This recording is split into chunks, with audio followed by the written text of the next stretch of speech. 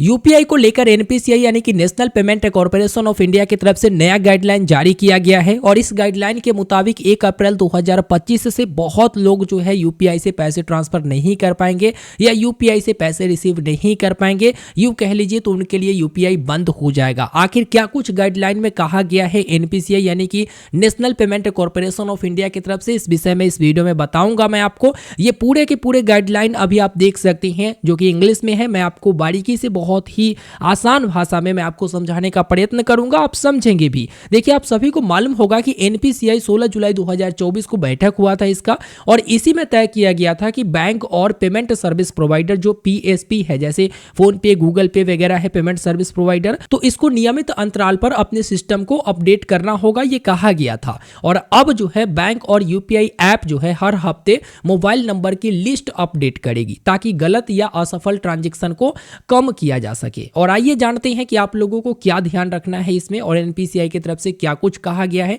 तो सबसे पहले एनपीसीआई ने यह कहा है कि यूपीआई ऐप जो है अब नंबर अपडेट करने के लिए आपसे सहमति लेगी, यानी आपका जब तक सहमति वो नहीं लेती है तब तक वो नंबर अपडेट नहीं कर सकती है। और एप्लीकेशन पर आपको साफ तौर पर ऑप्ट इन यानी सहमति देने का एक विकल्प होगा। जब तक आप एग्री नहीं करेंगे तब तक कोई भी आपका नंबर अपडेट नहीं करेगा, यानी आपका नंबर तभी अपडेट होगा जब आप खुद मंजूरी देंगे। यूपीआई ऐप में कोई भी भ्रामक या जबरदस्ती सहमति लेने वाला संदेश नहीं होगा, यानी अगर आप अपना नंबर अपडेट नहीं करते हैं ना, तो यूपीआई ऐप से या फिर यूपीआई के थ्रू जो भी आप ट्रांजैक्शन करते हैं वो नहीं हो पाएगा, या जो पैसे आता है वो नहीं हो पाएगा। जैसे होता क्या है ना कि आप लोग जिस नंबर से यूपीआई आईडी बनाते हो वो नंबर अगर बंद हो जाता है, अगर आप इस्तेमाल नहीं करते हो, बंद हो जाता है या किसी और को वो चालू कर दिया जाता है, फिर भी आपका यूपीआई आईडी एग्जिस्ट रहता है, यानी उस आईडी से आप पैसे वगैरह रिसीव कर पाते हो। और यहां तक कि देखा जाता है कि आप नंबर को अपडेट कर भी लेते हो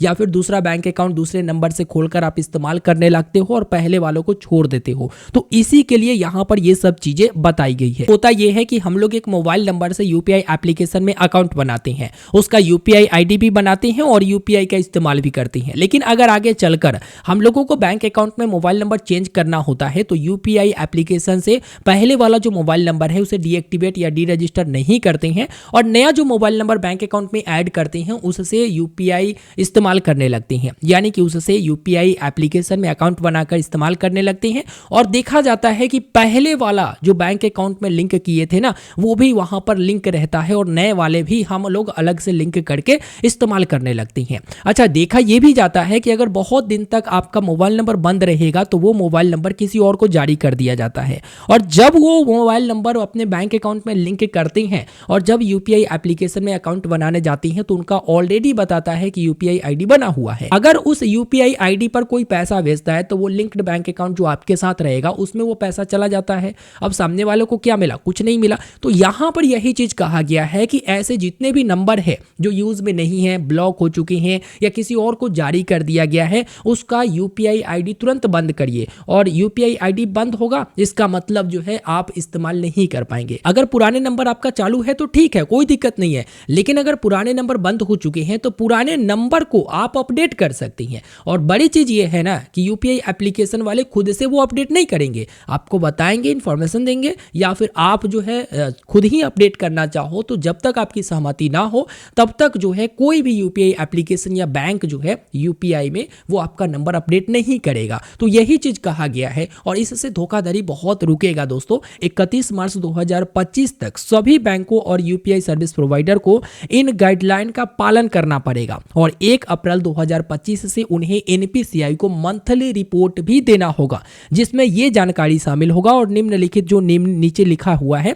यह जानकारी जो है यहां पर शामिल किया गया है। सबसे पहला यहां पर कुल यूपीआई आईडी जो मोबाइल नंबर से जुड़ी हुई है इसका रिपोर्ट जो है एनपीसीआई को देना पड़ेगा। उसके बाद हर महीने एक्टिव यूपीआई यूजर की संख्या कितनी है इसका भी रिपोर्ट देना पड़ेगा। अपडेटेड मोबाइल नंबर के जरिए किए गए ट्रांजैक्शन की रिपोर्ट भी एनपीसीआई को देना पड़ेगा और लोकली हल किए गए यूपीआई नंबर बेस्ड ट्रांजैक्शन की रिपोर्ट भी एनपीसीआई को देना पड़ेगा। अब इसका असर क्या होगा? तो देखिए, ये बदलाव होने से ना गलत नंबर पर पैसे भेजने की समस्या कम होगी और यूपीआई ट्रांजैक्शन ज्यादा सुरक्षित और आसान हो जाएंगे। बैंक और यूपीआई ऐप हर हफ्ते मोबाइल नंबर अपडेट करेंगे जिससे गलत या असफल ट्रांजैक्शन का खतरा काफी हद तक कम हो जाएगा। अगर आप यूपीआई का इस्तेमाल करती हैं तो अपने बैंक और यूपीआई ऐप से अपडेटेड जानकारी लेते रहे ताकि आपको किसी भी प्रकार की परेशानी का सामना न करना पड़े। और आप इस चैनल को सब्सक्राइब कर लीजिए ताकि हमेशा आपको अपडेटेड जानकारी मिलती रहे।